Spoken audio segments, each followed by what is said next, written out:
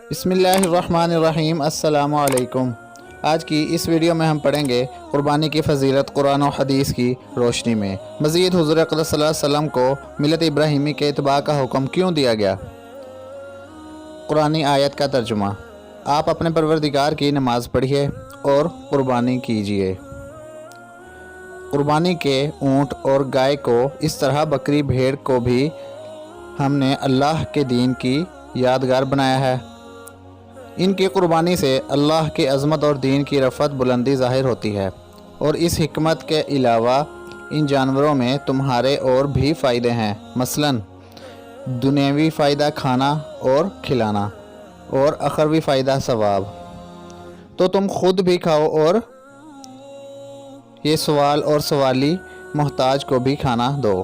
یہ دنیاوی فائدہ بھی ہے، اللہ تعالیٰ کے پاس نہ ان کا گوشت پہنچتا ہے اور نہ ان کا خون، لیکن اس کے پاس تمہارا تقوی اور اخلاص پہنچتا ہے۔ اخلاص والوں کو خوشخبری سنا دیجیے۔ قربانی میں اخلاص یہ ہے کہ خاص حق تعالیٰ کے لیے اس کا ثواب لینے کے لیے قربانی کرے۔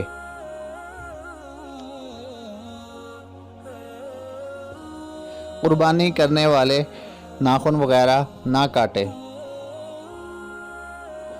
جس شخص کا قربانی کرنے کا ارادہ ہو، مستحب ہے کہ بقرہ عید کا چاند دیکھ کر خط و ناخن نہ بنوائے جب تک قربانی نہ کرے۔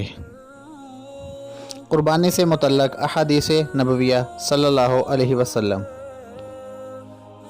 حسین بن علی سے روایت ہے کہ رسول اقدس صلی اللہ علیہ وآلہ وسلم نے فرمایا، جو شخص اس طرح قربانی کرے کہ اس کا دل خوش ہو اور وہ قربانی میں ثواب کی نیت رکھتا ہو، وہ قربانی اس شخص کے لیے دوزخ سے آڑ ہو جائے گی۔ سیدہ عائشہ صدیقہ رضی اللہ عنہا روایت کرتی ہیں کہ رسول اقدس صلی اللہ علیہ وآلہ وسلم نے ارشاد فرمایا کہ قربانی کے دن آدمی کا کوئی عمل اللہ کے نزدیک قربانی کرنے سے زیادہ پیارا نہیں، اور قربانی کا جانور قیامت کے دن اپنے سینگوں اور اپنے بالوں اور اپنے کھروں سمیت حاضر ہوگا، یعنی ان سب چیزوں کے بدلے ثواب ملے گا۔ اور قربانی کا خون زمین پر گرنے سے پہلے اللہ جل شانہ کے یہاں ایک خاص درجہ میں پہنچ جاتا ہے، تو پھر تم لوگ جی خوش کر کے قربانی کرو، زیادہ داموں کے خرچ ہونے پر جی برا مت کرو۔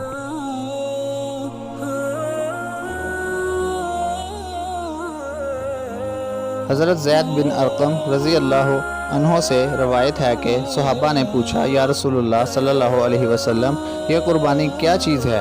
آپ صلی اللہ علیہ وسلم نے ارشاد فرمایا، تمہارے نسبی یا روحانی باپ حضرت ابراہیم علیہ السلام کا طریقہ ہے۔ انہوں نے عرض کیا، ہم کو اس میں کیا ملتا ہے؟ آپ صلی اللہ علیہ وسلم نے فرمایا، ہر بال کے بدلے نیکی۔ انہوں نے عرض کیا کہ اگر اون والا جانور ہو؟ آپ صلی اللہ علیہ وسلم نے فرمایا کہ ہر اون کے بدلے ایک نیکی۔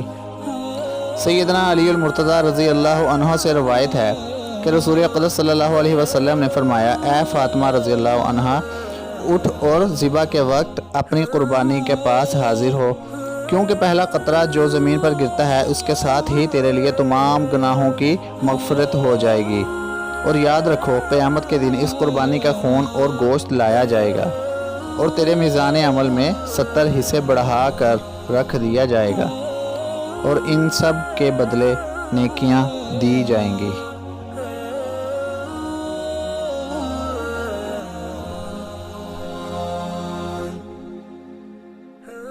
قربانی نہ کرنے والے کے لیے سخت وعید۔ حضرت ابو ہریرہ رضی اللہ عنہ روایت کرتے ہیں کہ رسول اقدس صلی اللہ علیہ وسلم نے فرمایا کہ جو شخص قربانی کی گنجائش رکھے اور پھر قربانی نہ کرے، سو وہ ہماری عیدگاہ میں نہ آئے۔ اس سے کس قدر ناراضگی ٹپکتی ہے کہ کیا کوئی مسلمان رسول اقدس صلی اللہ علیہ وسلم کی ناراضگی برداشت کر سکتا ہے؟ اور یہ ناراضگی اس کے لیے ہے جس کے ذمہ قربانی واجب ہو، اور جس کو گنجائش نہ ہو اس کے لیے نہیں۔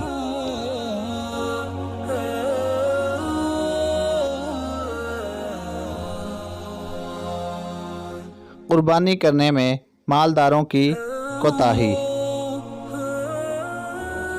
اکثر دیکھا گیا ہے کہ آج کل قربانی لاپرواہی کی وجہ سے قاعدہ کے مطابق نہیں کی جاتی، حالانکہ ان قواعد کا لحاظ اور اہتمام بہت ضروری ہے، اور بعض مالداروں کو دیکھا گیا ہے کہ وہ خود قربانی ہی کی طرف توجہ نہیں کرتے، حالانکہ صاحب حیثیت پر قربانی واجب ہے اور اس کے ترک پر وعید وارد ہے۔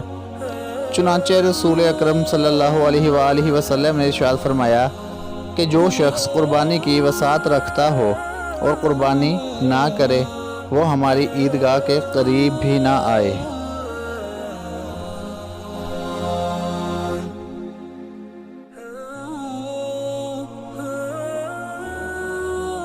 غریب آدمی کا قربانی کرنا۔ غریب آدمی کو قربانی کرنے کا مناسب اور مستحب ہونا بھی قرآن مجید میں سے معلوم ہوتا ہے۔ اس کے لیے ارشاد ہے کہ یأتوک رجالا، کہ آئیں گے تیرے پاس پیادے، اور جو پیادے یعنی پیدل آئے گا وہ ظاہر ہے کہ غریب ہوگا۔ جن کی ذمہ قربانی واجب ہے ان کو تو ضرور ہی کرنا چاہیے اور انشاءاللہ کریں گے، باقی جن کے ذمہ واجب نہیں لیکن اتنی وسعت ہے کہ ایک حصہ کر لیں، اس زائد خرچ کی وجہ سے کسی حق و واجب میں فرق نہ آئے، وہ بھی مناسب ہے۔ اس کی فضیلت ایسی ہے کہ اس کا چھوڑنا بہت بڑے منافع سے محروم رہنا ہے، اور جس کی بالکل ہی وسعت نہ ہو وہ مجبور ہے۔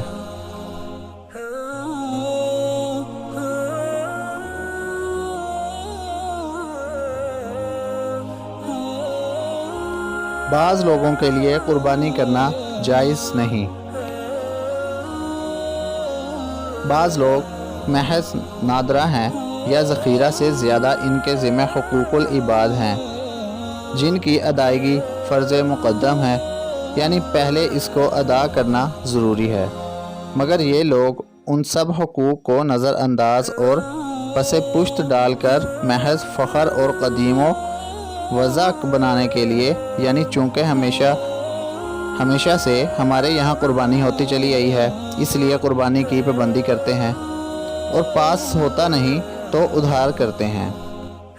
بعض لوگوں کو دیکھا کہ مردوں تک کے کئی حصے کرتے ہیں اور زندوں کے واجب حقوق مردہ کرتے ہیں، حالانکہ یقینی بات ہے 100 روپیہ قرض میں ادا کرنا اس سے بہتر ہے روپیے کے حصے خریدے جائیں۔ ایسی صورت میں حقوق ضائع کرنے کا الزام اور گناہ الگ اور فسادیت یعنی تفاخر اور ریا کا الگ۔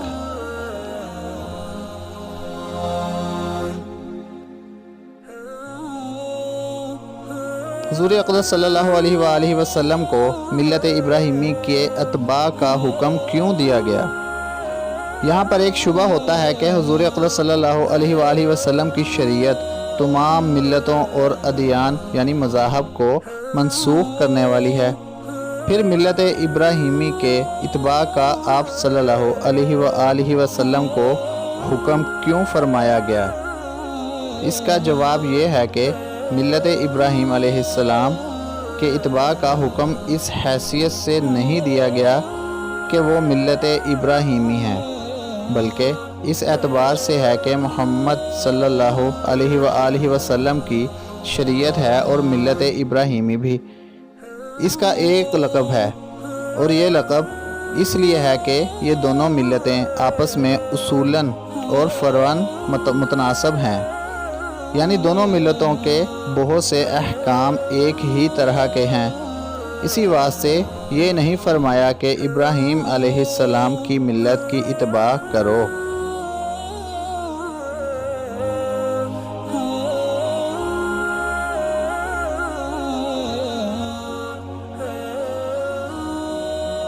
الغرض حضور اقدس صلی اللہ علیہ وآلہ وسلم کو حضرت ابراہیم علیہ السلام سے بہت قرب ہے، نسب کے اعتبار سے بھی اور شریعت کے اعتبار سے بھی۔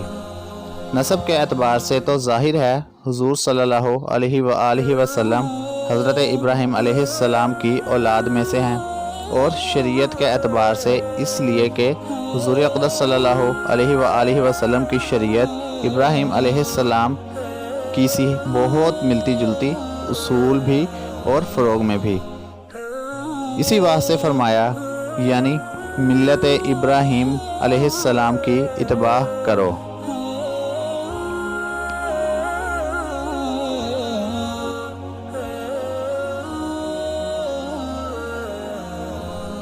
ویڈیو دیکھنے کا شکریہ۔ اگر ویڈیو پسند آئی تو لائک کریں، چینل کو سبسکرائب نہیں کیا تو سبسکرائب کریں۔ ملتے ہیں اگلے پارٹ میں۔